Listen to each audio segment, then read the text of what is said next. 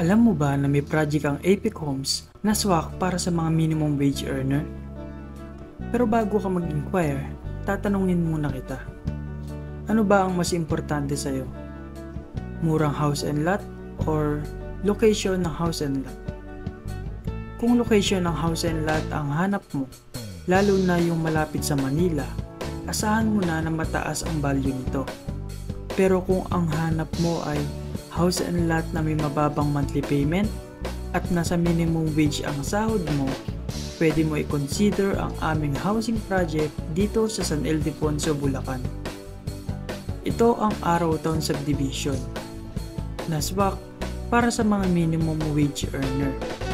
Sa halagang 2 to 3,000 monthly down payment lang, ay pwede mo nang simulan ang pangarap mong magkabahay.